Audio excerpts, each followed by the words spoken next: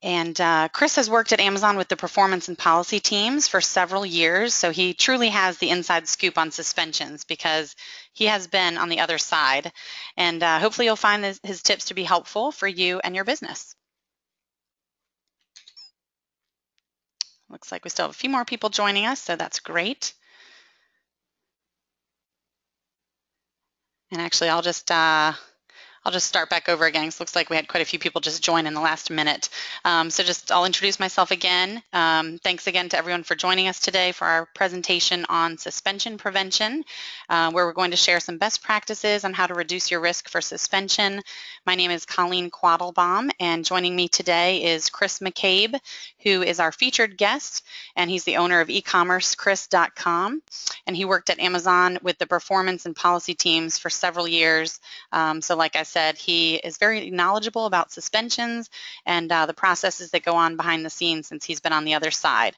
So hopefully you'll find his tips very useful for you and your business.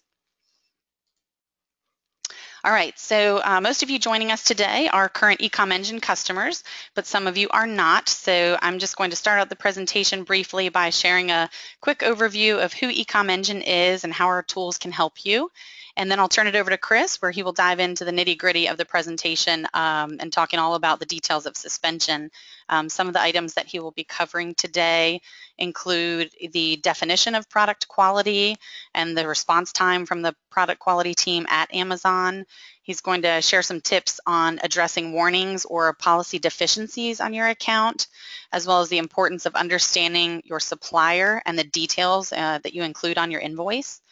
He's going to share with you a little bit about the risks of commingled FBA inventory. We know that's a concern for many of you, as well as expired inventory and resellable or returned items. And he's going to talk about what you can do to keep an eye on the competition, as well as some tips to communicate with Amazon, and then finally how to protect yourself from the risk of suspension. I sent out a form a few days ago to most of you requesting questions, so thank you for those of you who did submit questions ahead of time. We have compiled those questions, and we'll be sure to address those at the end of the presentation if they are not already addressed in the material that Chris presents. And then we do have a few special offers at the end of the webinar, so please stick around so we can share those with you. And I am recording this webinar, so I'll be sure to send out a follow-up email with a link to the webinar so you can watch it again, or feel free to share it with anyone else. And that email will also include Chris's contact information and the details of the special offers. So who is eComEngine? For anyone who's not familiar, we are a software engineering firm headquartered in Richmond, Virginia, and we've been providing software to Amazon sellers for about 10 years now. And we specialize in cloud-based, easy-to-use, Amazon-centric tools, and we work with small, medium, and large Amazon merchants all over the world. Specifically, our tools help Amazon sellers to manage their feedback, restock their stores, and decide what products to sell. And thousands of merchants, including many of you who are on this webinar, know us as the inventor of feedback management for Amazon merchants through our flagship product that has been serving Amazon sellers since 2009, and that is Feedback 5. Feedback 5 provides personalized, automated feedback requests with numerous options for targeting and excluding orders from email solicitations. You can create SKU-specific email campaigns to solicit seller feedback and product reviews. And Feedback 5 it really helps you to open up the lines of communication with the buyer before they leave you negative feedback. But if you do receive negative feedback, then Feedback 5 will alert you by email or text so you can respond to the buyer immediately. And Feedback 5 just really simplifies the process for the buyer to remove that negative feedback with just 2 quick clicks. And Feedback 5 has always offered feedback management, but we're excited to share with you that in the next few weeks, we are releasing a new feature that will allow you to manage product reviews. This feature will help you to monitor product reviews, whether you're already selling an item or maybe you're considering selling an item. And you can determine if it's a product you want to sell, or maybe you want to potentially avoid selling that product. If you see a lot of negative product reviews related to the item quality, then you might want to consider that risk and reward of selling that item. And as Chris will tell you, it's not necessarily the volume of negative feedback that gets you suspended, but it's the type of negative feedback that you receive that can put you at risk for suspension. And Feedback 5 offers a very easy to use dashboard that makes it easy to read through your seller feedback comments and identify those. In addition to Feedback 5, eComEngine also offers Restock Pro, which is an inventory management system for FBA sellers, and it provides suggestions for what to restock and when based on your sales velocity. And we have a new box contents upload feature that lets you specify which SKUs are in which box. And then our system will upload that data to Amazon. So as you ship your items, you'll be able to tell Amazon which items are in which box. And you can ensure that your boxes are in compliance with the new rules that kick in at the beginning of the year. In January 2016. If you're not familiar, Amazon does have a promotion going on right now in regards to box contents, and you can earn pick and pack credits. So if you have not registered or taken a look at that, the registration deadline is November 16th, and we do have a blog post on restockpro.com that references that if you want some more details. But just wanted to throw that out there that if you haven't registered, do that this week so you can take advantage of that. But with Restock Pro's new box content feature, I also just wanted to mention that you can include expiration dates. So even when expiration dates vary by box, you can include expiration dates for each box. And Chris will share in his presentation that expired products can lead to suspension. So it's important to keep track of those expiration dates on your FBA items, and Restock Pro just makes it very easy to do that. And then the last tool I want to mention is eCom Spy. This tool provides inside intelligence on the FBA market. So if you are considering adding more items to your inventory, or maybe you're looking to make a large purchase and you want to do some research before you buy, this is a great tool to use to evaluate those items before making that buying decision. And it's super simple. You just upload a list of ASINs and you'll instantly receive a report that includes product ranking, number of FBA sellers, lowest FBA price, your potential profit, and a lot more. So Chris is also going to share with you why, the more details that you know, or as long as you do your homework and you know all about your products, then you're less likely to get into a situation where you're at risk for suspension. So again, Chris will talk to you all about why it's important and what you need to know about the products that you're selling. So now what I'd like to do is go ahead and introduce you to Chris and get into the heart of the webinar on suspension prevention. So I will turn it over to Chris, our former Amazonian who has all the inside scoop, and he'll provide you with some great pointers, and he'll also answer the questions that many of you submitted to us ahead of time. So I'll go ahead and change the presenter, the slides here to Chris. So just bear with us just a minute while we swap presentation mode. I'm here. All right. All right. Well, thanks, Colleen. I appreciate that and the introduction. Yes, I'm Chris McCabe. I'm an Amazon merchant consultant. I created a consultancy for sellers who needed help dealing with some of the teams I used to work with and work on, the performance and policy teams. So I started helping sellers, I guess, a bit over a year ago. They were having trouble communicating with Amazon when they were suspended, or even before getting suspended. When they received certain policy warnings and notifications, sometimes for things that they had not heard about before. They hadn't had warnings for those kinds of policy violations, and they wondered where they were coming from. And a lot of that has to do with some teams I'm going to explore today. I review people's accounts. I try to help them preempt suspensions. I give them recommendations and suggestions. I identify trouble spots, and I'll just get to kind of the specialties of what we do and how we do it. We definitely go over people's accounts in terms of their risk for suspension, help them understand the policies that they may have violated, help them understand why they got the violation to begin with and also what it means, and certainly managing their communication, hopefully all of their communication with Amazon when it comes to these issues, any disciplinary or punitive actions they've faced, and helps to keep them out of trouble, because that's what everyone's kind of worried about these days. Suspensions are way up this year, and now we're in peak holiday season. So for people already suspended before they get to us, we help them identify what might have gone wrong, problem orders they might have had, ASINs that are causing them problems. You have to identify these causes when you submit a plan of action. So we help them identify the problems, of course, the root causes of the suspension, and then we get at the solutions, how they're fixing those deficiencies in their account. And then lastly, also just trying to help them deal with the appeals process, which can be very labyrinthine or frustrating or difficult. It requires a lot of patience, sometimes a lot of time, and we help them with that as well. So as far as the product quality team, they're driving a lot of the suspensions this year.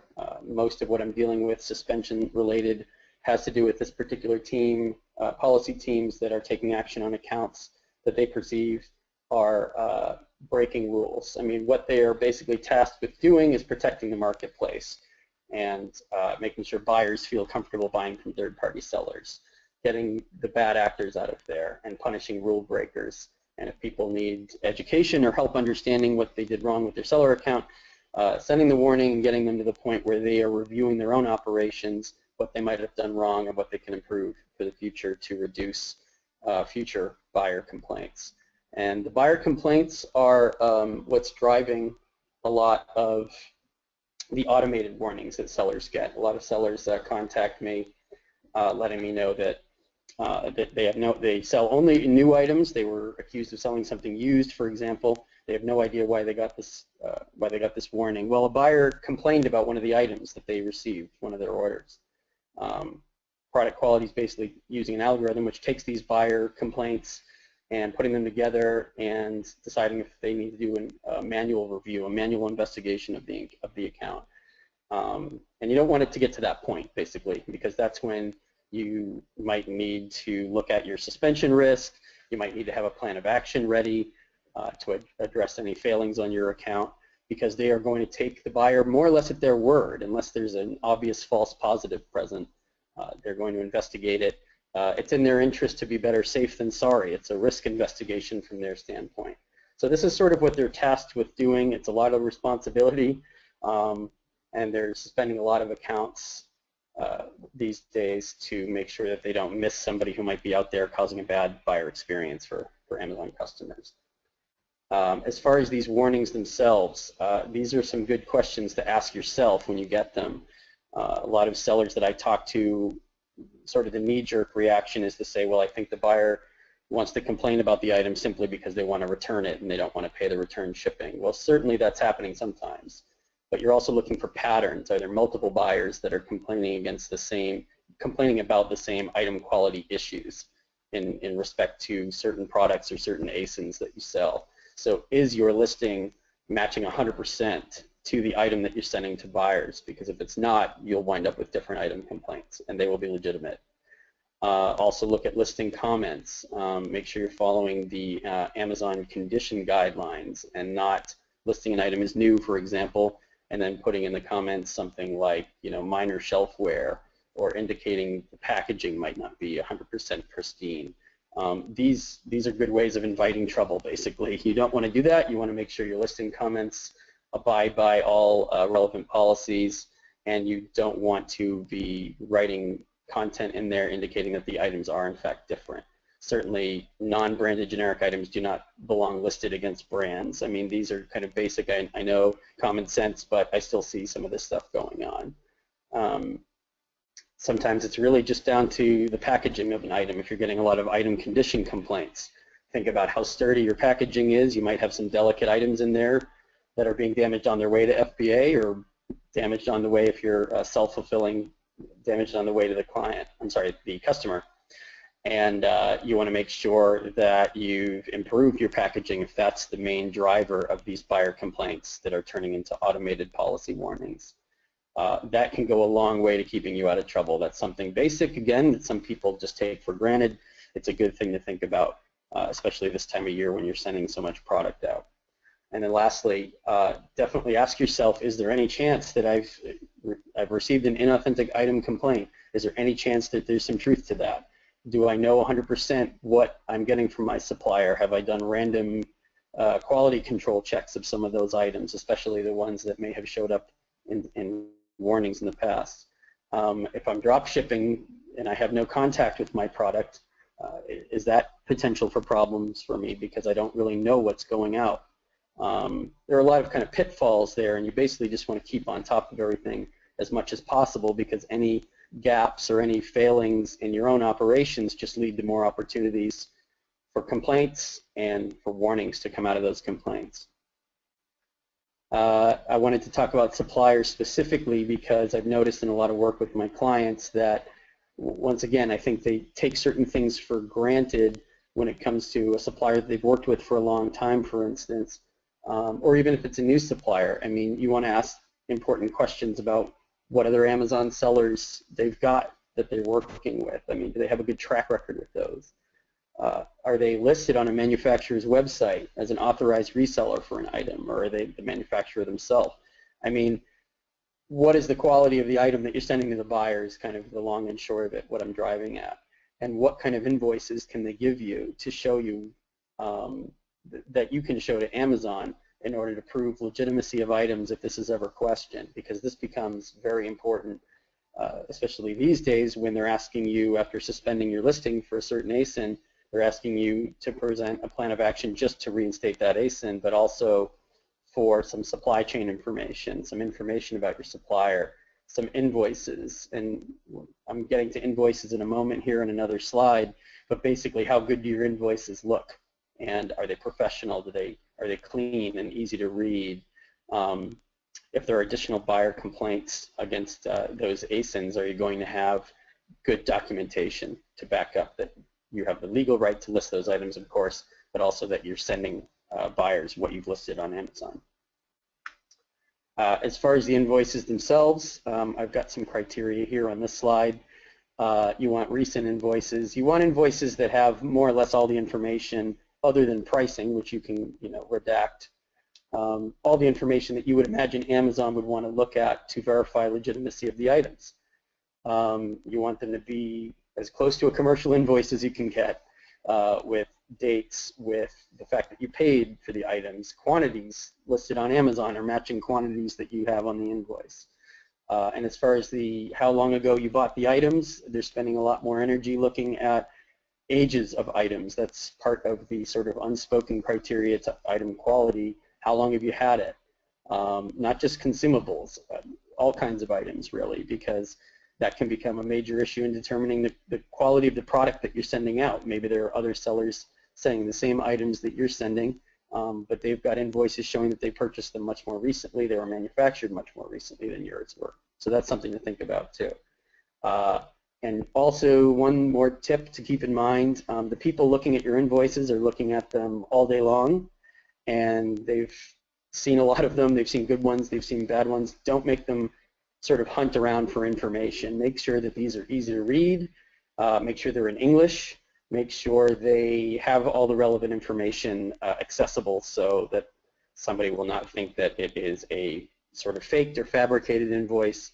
I've heard a variety of things from investigators at Amazon that it's sort of trendy for them to reject invoices right now. Sometimes the invoices are simply incomplete, but they're considered, at least when they annotate the account, they're considered fake or fabricated, as if the seller was trying to sort of manufacture something in order to prove that the items were legitimate. I think a few sellers did that. It could be a few bad apples sort of spoiling the bunch at this point, but you want to just make sure you have as much information on there as possible to make sure your invoices are accepted and not rejected. As far as what Colleen referred to, the FBA commingled inventory risk, this was something I learned about maybe a year ago. I did some research into it, and at the time I didn't realize that this was such a major issue, but it certainly is. Make sure, I think everyone knows a bit about this by now, but make sure everything is stickered or labeled that you're sending to FBA. They're scanning everything you've got. The problem becomes if the item is that's supposed to be identical to yours, if the item that another seller sent into FBA is closer to your buyer, they will send that item to the buyer. If it ends up coming back as a counterfeit complaint, fake item, that sort of thing, ultimately you're the one who gets, it's your order. You're the one who's warned for it. Make sure everything's labeled so that you can request a bin check if this becomes a chronic problem. If it's a high-risk item, especially high-risk category items, this seems to be happening quite a bit. Consumer electronics, that sort of thing. You want to be able to prove that you have compliant product. You can send them invoices. You can probably get your listing reinstated once you show all your documentation. The problem is sometimes that takes some time and you're missing out on all those sales. So make sure things are labeled. If you need to request a bin check, those are kind of time-consuming and costly, so they may or may not do one for you. Make sure that they can do some research on their side to trace the product back to the relevant FBA warehouse, and you can prove that your items are legitimate, because otherwise you're risking suspension for counterfeit or fake items in some cases. I also want to talk about another FBA issue that I've learned quite a bit about recently, this notion of, I've heard it called resellable inventory, or it's also known as FBA repackaging programs. If you're having problems with a lot of used, sold as new item condition warnings, and you know everything that you've sourced is new, look into this, because this could be one of the major causes. What's happening is the first buyer receives your item, they might open it or at least break the seal on it and then return it to FBA. Sometimes they've actually tried it or used it and then sent it back to FBA, and unfortunately a second buyer is getting the repackaged item. It's still considered new. Unfortunately, the buyer doesn't consider it new when they receive it, the second buyer, and they will complain about those. They will, I mean, Amazon buyers in a sense are almost at this point trained to complain in certain ways, and this is one of them. If they think they've bought something new from a third-party seller and it shows up with a broken seal or obvious use of any kind, really, they're going to complain to Amazon about it, and you will get a warning for that. If you get enough of those, your account will be reviewed, and of course, anytime there's a manual investigation, you've got a chance of suspension there. So make sure you're contacting seller support or opening up a ticket to learn how to opt out of this FBA repackaging feature if this is a major problem for you, because that might be a big and important way of reducing those kinds of complaints, and it can dramatically reduce your risk of being suspended for having a different item or different item condition items sold on the site. And then, as Colleen was referring to this earlier, expired inventory has become kind of a hot topic this year. I don't remember hearing tons about it last year, but I know they're paying much more attention now to product safety, restricted products, product safety, anything involving compliance, and especially items like consumables that involve potential health problems or health issues. So they're certainly going to be keeping track of this for you. The Restock Pro feature that helps you track expiration dates that eComEngine has is an excellent way for you to keep track of it yourself, because you certainly don't want to count on Amazon keeping track of the expiration dates on all your inventory. They are just going to let you know when you're close to the expiration date on some of your items at the 90-day mark, I believe. Once you get anywhere near 60 days, of course, they're at the point where they're sending your products back to you, because they don't want anything that's about to expire being sold on the site. But I'm still seeing a lot of sellers getting warned for this. I've seen a few get suspended for this, and then you need a pretty strong, solid part of your POA, your plan of action, to address the steps you've taken and specific measures you've implemented in order to prevent expired product from showing up anywhere in your inventory that goes to Amazon. They're paying a lot more attention to this, and you should too. I guess the answer would be to source items from suppliers who give you product with very distant expiration dates, depending on what it is, of course. But that's something that's going to be up to you, and you want to keep your eye on that for sure. Now I want to talk a little bit about, well, if you get suspended, which is not what you're doing everything you can to prevent the suspension, but if you get suspended and you're not sure what to do, and you write an appeal, you want to take your time and make sure it's a solid plan of action. The problem here is the response times of those teams getting back to you once you've submitted the appeal. When you hit the appeal button or you write an email into some of these queues and attach your invoices, they might tell you that they're going to review your account and get back to you within 48 hours. If you hit the appeal button, it might be 24 hours that they tell you. But they're measuring response times in weeks, not in days right now. And this is kind of a terrible time of year for, instead of selling quite a bit, you're just waiting quite a bit for a response from one of these teams. Sometimes when you get the response, it doesn't really even fit or match up with your situation, or it might just be the same response that you got the last time you sent in a plan of action. They might ask you for additional information, but without specifying what information is missing. It might simply be a regurgitation of the suspension notification that you received, saying that all those categories need to be addressed again. And that becomes an issue because you need to have another plan of action ready, another avenue to appeal, another way to escalate. And that's why I created this slide for people who sent in the POA and didn't get the reply, or they got the reply and it had nothing to do with their account suspension. Or perhaps in some ways it indicates that your plan wasn't read to begin with. So certainly if you do something like escalate to Jeff, it's important to kind of keep in mind a few rules here. When I was working at Amazon, I worked a lot of basis escalations, so I sort of have an idea of what I wanted to see and what I didn't want to see when these came in. You want to keep emotion out of it. You want to stick to the details, stick to the facts, and not even necessarily facts associated with your performance if you haven't been suspended for performance. If it's a policy suspension, as I've concentrated on today, you don't want to talk about, your years on the site and your wonderful metrics so much. You want to talk about what went wrong with your account, the fact that you've already fixed it, and that you've composed a plan of the solutions to those problems. You've submitted the plan, but you did not get an answer, or you got a very unsatisfactory answer. And you want to mention that that is a poor seller experience on the site whenever you're writing to one of Bezos' teams. Now, if you're getting sort of the same email over and over from policy teams, you definitely want to point out the fact that you've submitted everything they asked you for, and they haven't really processed it properly, and perhaps a mistake was made, and you need another pair of eyes on it. That's what you're getting when you appeal to these other teams. You're getting somebody outside of that team. Of course, they delegate the response to them at a certain point, but there's a lot more visibility into these than simply emailing policy teams with the same information over and over. And as I was saying a moment ago, have the revised POA ready, because a lot of times the answer that comes back will be, Jeff read your reply, he wanted me to respond on his behalf. We still need a little bit more information. Please supply this, this, and this. If you have the revised POA ready to go, you'll be a lot better off. You can respond a lot faster.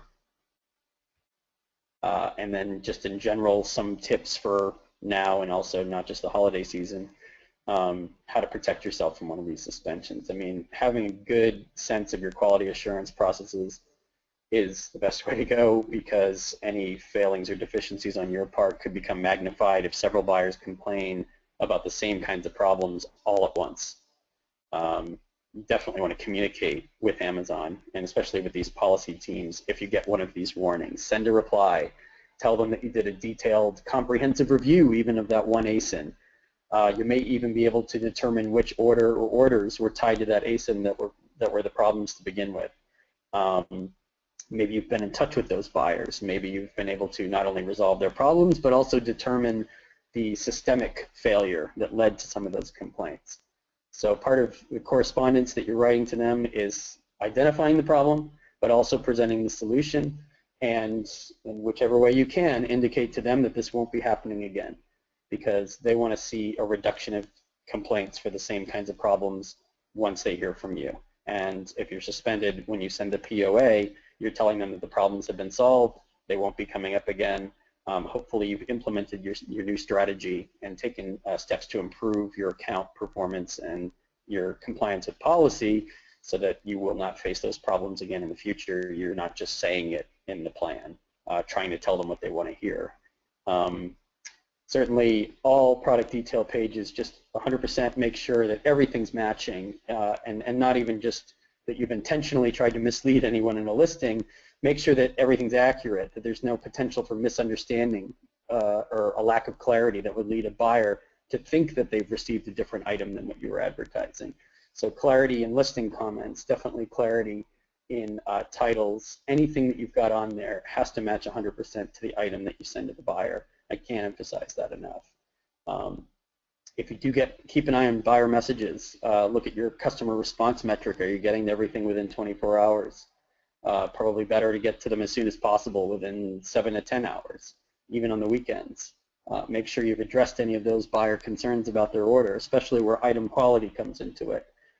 Because if you don't, the longer you wait, I would say the more likely they are to complain to Amazon. And of course, those complaints turn into automated warnings. Enough automated warnings are generating an account review. That's what you're trying to stay away from.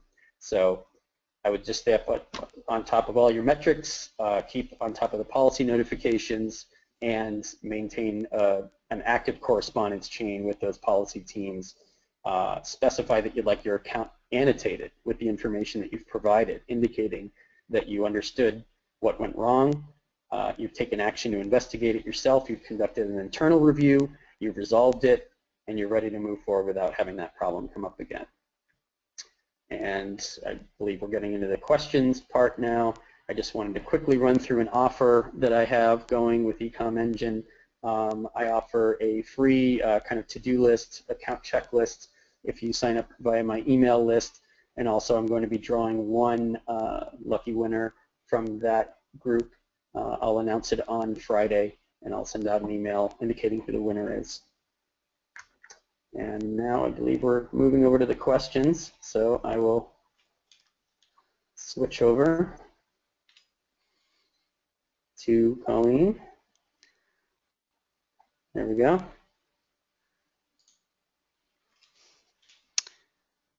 There you go. Any questions? All right. Well, thank you, Chris. In addition to Chris's offer, eComEngine is also offering some coupon codes for extended free trials. So for Feedback 5 and Restock Pro, we're offering a 30-day free trial, which is an extension from the standard 14-day free trial. And then for eCom Spy, you can typically get 100 free credits, and each credit is worth spying on one item or doing research on one item. But with the coupon code you see here highlighted in orange, you will be able to spy on 150 items for free. So again, these offers will be in the follow-up email. But we really wanted to customize this presentation as much as possible based on the questions that all of you have. So that's why we submitted the request for questions ahead of time. So we thank everyone who submitted questions, and Chris will go ahead and address some of those now. And if for some reason we don't get to one of your questions that you submitted, again, we'll make sure that you have Chris's contact information in my follow-up email so that you can ask him some more details. But we think we covered most of them here. So the first question for Chris is, what are some of the main causes of suspension? Specifically, does, too many returns cause suspension, late delivery, not keeping to the style guide, like putting exclamation points in the title of the listing? Yeah, that's kind of funny. How many exclamation points were planned, I guess would be the answer. No. I wouldn't put too many exclamation points in the title. I wouldn't get away from the style guide. Sometimes people ask me questions that I guess it seems like they're looking for ways around policies to sort of get a little bit more attention. I mean, stick to the style guide, stick to the policies. Don't draw extra unwanted attention to yourself or your listings. Know what these rules are and then abide by them is kind of what I'd start with there. In terms of late delivery, I mean, it's more a late shipment issue. You want to make sure you're not shipping late, especially this time of year. That's something that if it becomes a chronic problem could certainly lead to a suspension. Returns, it's more, to me, it's about return reasons. I mean, buyers return items all the time for a variety of reasons. Sometimes they just buy it and it was an accidental order, or they don't want it anymore.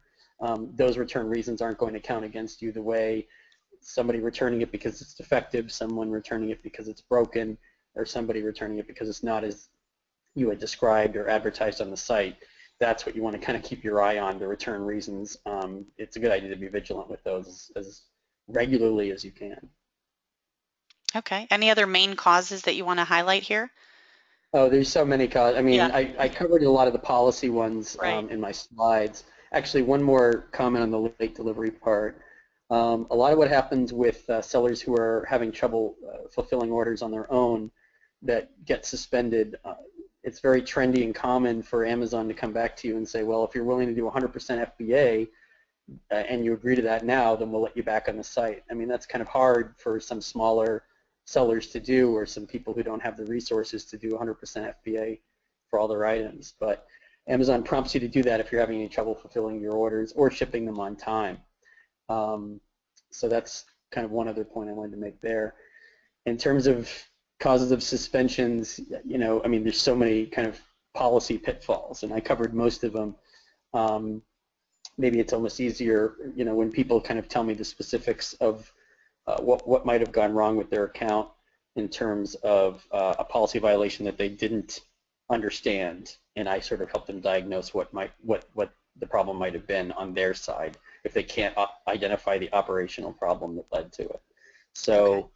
You're just kind of staying on top of everything all the time. I know that's a bit general of an answer, but. Okay. And can you get suspended for receiving too much negative seller feedback? Yeah. I mean, if you're getting a lot of negative feedback, you kind of alluded to this earlier, but if you're getting a lot of feedback that says items are late, that's one thing if it's a couple days late. If you're getting the nature of the feedback states that the items aren't the way you described them, if somebody's reviewing your account for item quality issues, if product quality is drilling down and trying to figure out where you went wrong or whether or not you're safe to keep on the site or not, if they can look easily at your feedback and see that there's a lot of comments about items being different than what you said you were selling. You listed new items and they keep saying that this looks very used or that this is very worn. You can have a lot of problems. It's not just about the metrics at that point and the percentages of negative feedback that you've got. It's also about the kinds of phrases and the keyword searches that they can do in that feedback to determine if you're actually sending out what you said you were selling on the site. Okay, thanks. That kind of leads us into this next question, which is, what % of customer complaints will trigger a suspension? Right, so not a hard number. Part of the reason why there are manual investigations and manual account reviews is because sellers are selling different things and sellers have been on the site for a variety of months or years. You're really kind of case by case at that point. It's not really a percentage, it's the nature of the complaints against you. If you're selling 20 million and you've got complaints of counterfeit, and you've got thousands of orders a day, I mean, the real problem is that you've got complaints of counterfeit. It's not so much about numbers at that point. If there's evidence and backing up a pattern that you may be sourcing from a bad supplier or you have consistently bad product in a certain category on the site, that will trigger a suspension because they need to make sure. I mean, they're better safe than sorry. They can always suspend you and prompt you to send in documentation verifying the legitimacy of those items. They would rather do that than to let you go and then have problems again with you shortly thereafter. So. Okay, thank you, Chris. Yeah. And is there a limit to the number of times that you can request to have an appeal for a suspension? There's, again, no specific number. It also kind of depends on where you are in the appeals process. If they've sent you a reply asking you for more information and then you send them information that they don't necessarily like, you might get a general denial back if they don't want to ask you for more information, or they might once again ask you for subsequent information. If you're just getting the general denial right out of the gate, then each subsequent appeal might get less time in front of an investigator. So what you want to do is just make sure that your appeals are strong from the outset and not piecemeal and not sent in too many different emails or different messages, because what can also happen is people can consolidate these and say, oh, this has already been looked at, there's no new information here, and then the odds of them looking at the next appeal kind of diminish with each subsequent one. You can keep submitting the information. The odds of it being well received on the other end might be going down over time. Okay. And let's see, next question. How severe are the consequences of a suspension? Well, there are different kinds of suspensions. Some you'll never come back from, of course. That's the greatest severity would be you would find yourself permanently sealed off from the site. I mean, you keep a kind of positive spin on it. If you're doing your homework, if you're keeping track of your operations, if you're making your account as Amazon friendly as possible, I hate to say it that way, but maintaining buyer experience across the board, keeping an eye on all your metrics, keeping an eye on all your policy notifications, then you're giving yourself the best chance to avoid this worst case scenario, which is making it appear to them that you haven't been on top of it, you haven't followed any of this, and you've been getting emails from buyers, you've sort of been ignoring those. There have been indications that your product wasn't 100% as you had advertised it. You didn't really take any concrete specific steps to address that. And then when you were suspended, you didn't take the time to put a great plan together that identified the root causes of the suspension and also some solutions and how you're going to fix those and resolve them. So consequences could be getting the dreaded final word response, which is when Amazon tells you they're not going to engage in any more correspondence over the issue. They've warned you, they've suspended you, they didn't like your plan, or they don't even want a plan, and they don't want to continue the conversation. So that's kind of the worst case scenario. You want to stay away from that as much as possible. Okay. And so how do we contact Amazon directly when it comes to our suspension? You mentioned like the Bezos escalation process and yeah. and This is an either interesting going through a question. queue or sending an email. So what are some of the ways to contact them? This is a really good question because there are some misconceptions out there about who to contact. Some people start calling into seller support. I mean, seller support's not going to do anything but refer you to seller performance.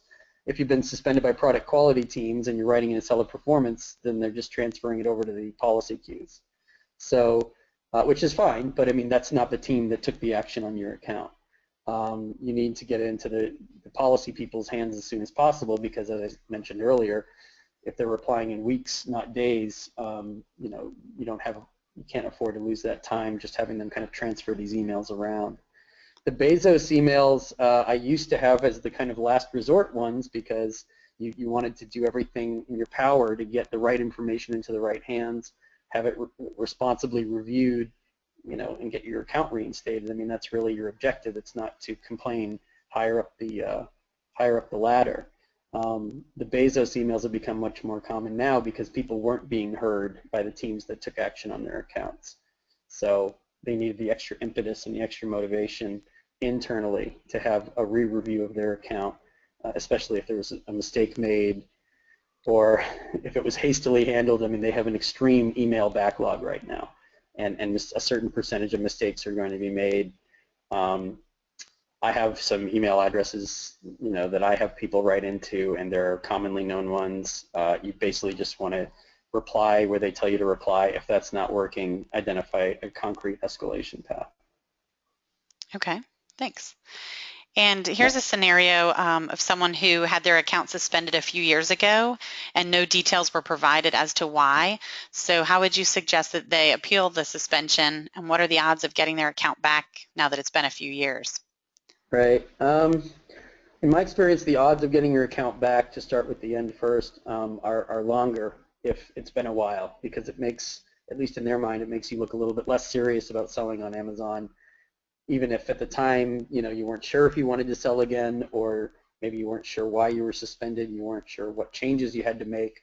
It always looks better if you make an effort to contact them and get at some of that information sooner rather than later. So the odds might be a little bit harder then. As far as appealing, I mean, it's sort of the same as the previous question. You want to figure out why you were suspended and which team suspended you, and you want to contact them, finding out what additional information you can get, but also give them information about what's happened since then. Have you made changes to your business? Are you selling 10 times more on eBay than you were when Amazon closed you down, or other multi-channel sales that you're doing? Have information ready about your business and how it's expanded and how it's improved since you ended your business with Amazon, because if they prompt you to give them more information, you'll have it ready to go, whether it's invoices, whether it's information about your eBay account or your jet.com, whatever you've got going, show it to them, because that's their way of doing a risk assessment and figuring out if you're a good bet to get back on the site. Okay. We have time for a few more questions here. What reports or metrics should we take a look at to avoid trouble? Right.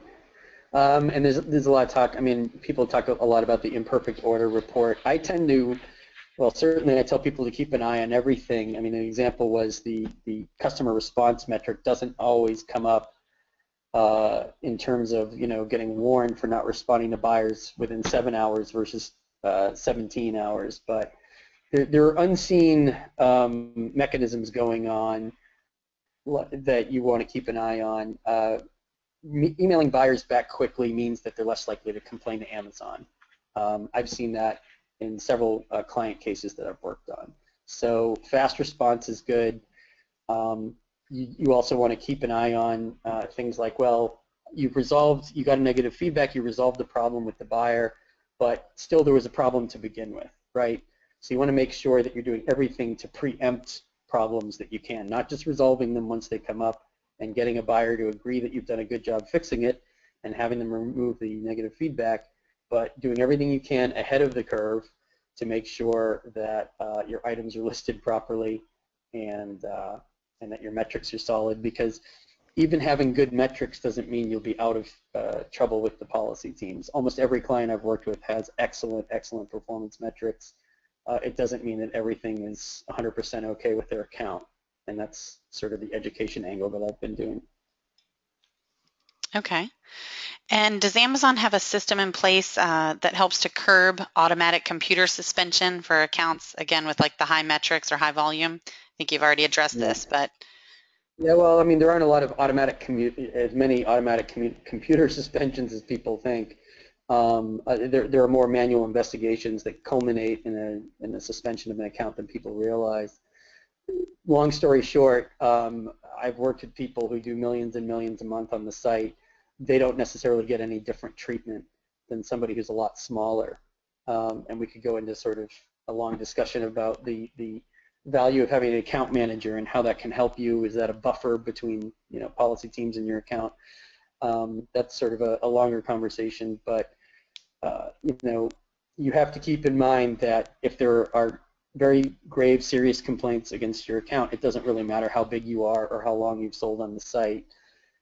They need to make sure that they're protecting buyer experience in the marketplace. They can't have sellers out there who are undermining faith in the third-party marketplace, and they're forced to take significant steps against you if enough buyers are complaining about enough significant, serious problems. So, I mean, longevity counts in your favor, but take it with a grain of salt. Okay. Yeah. And here's another scenario. We got suspended in the past because we received emails from buyers with received damage or defective item, and Amazon has suspended us because we were selling supposedly used items as new. How can we prevent these emails? And of course, customers are motivated to send these emails because they don't want to pay return shipping sometimes. Right. And sometimes that is the reason, but the amount of times I hear that as the entire reason why somebody has been suspended, because buyers don't want to pay for return shipping. Their investigators are aware of those situations, right? And they know about those. The difference is if they detect a pattern where your item quality comes into question because there are certain kinds of complaints that are coming in consistently, and it really wouldn't make sense if they got several of these, that every single buyer that you have is just out to avoid return shipping charges. So if you're getting any complaints as far as people receiving things that are damaged and defective, the first step, look operationally what you can correct. Maybe you've got some weak packaging. Maybe the items are being damaged because the packaging could be improved, and you can work with your supplier to improve packaging of delicate items.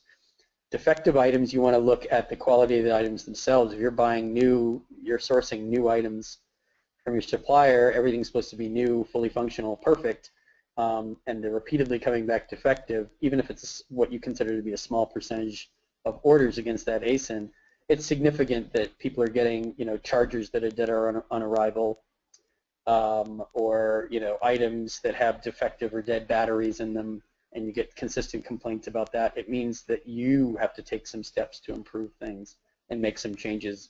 Perhaps stop listing the items completely if there's consistent problems with them, or change your supplier. Everything should be on the table at that point. Okay. And another question here kind of related to metrics, but are there any tools or metrics that can help identify if a specific SKU has a high defect ratio? Well, Amazon has tools to... Yep, go ahead. No, I mean, Amazon has great internal tools to determine if specific ones are creating defects. As far as I'm sorry, I'm skipping ahead to the last the bottom of that question, but oh, sorry. That's okay. in terms of how do you know when you should stop selling something? Well, if you get consistent complaints on a certain ASIN, that's a pretty good tip that you should take it down and that you shouldn't sell it. At least don't sell it on Amazon. You can sell things in other places that have, you know, maybe a policy or a product quality team that's not as aggressive. But in the case of Amazon, these guys aren't fooling around. And if they have the sense that what you're selling has a consistently high ODR, order defect rate associated with it, they're going to take your listing down and prompt you not to relist it until you identify the problem, or they'll take it out completely and say we've simply had too many complaints against this item. So you want to be looking on the ASIN level in Seller Central as much as you can, and looking very closely at your return reasons too to determine if you've got a problem with that product. If it's one of your top sellers and you don't want to delete it, I understand that, but you also have to consider the risk versus reward. If this is putting your account in peril, is it really worth continuing to list that one item?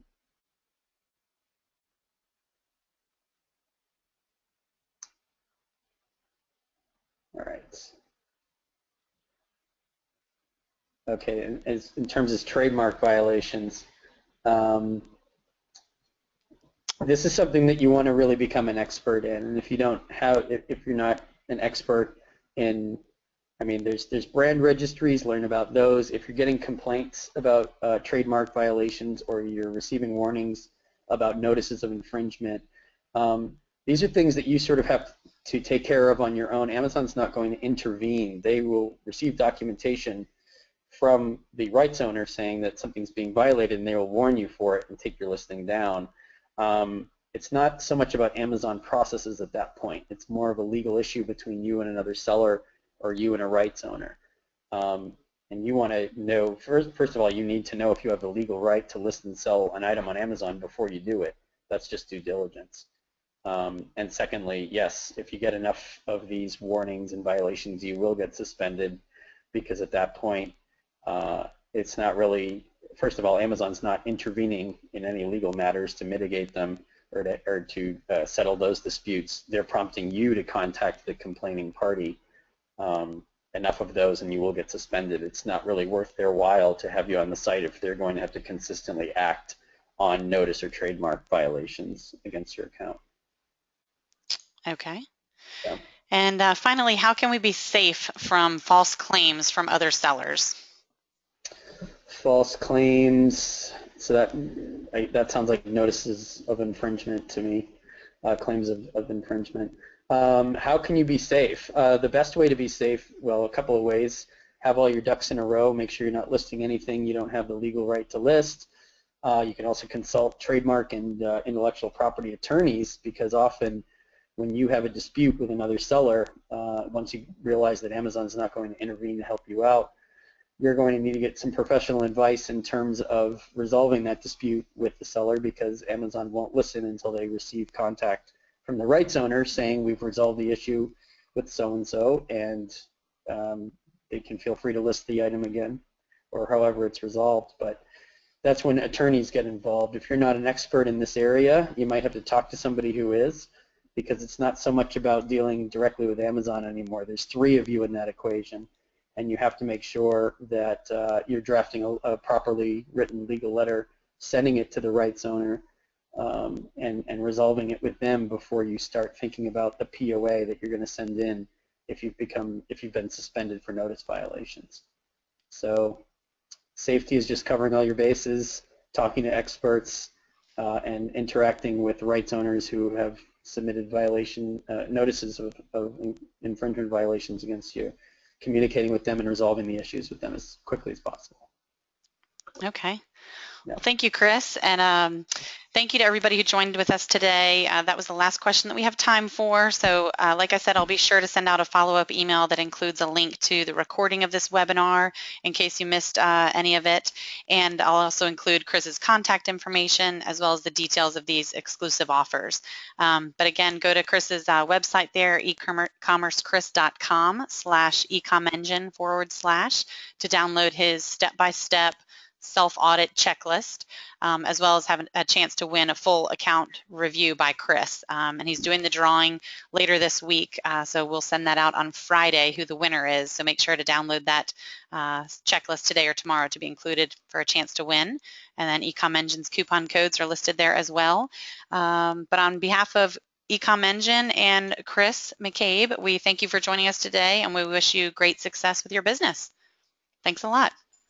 Thanks, Colleen.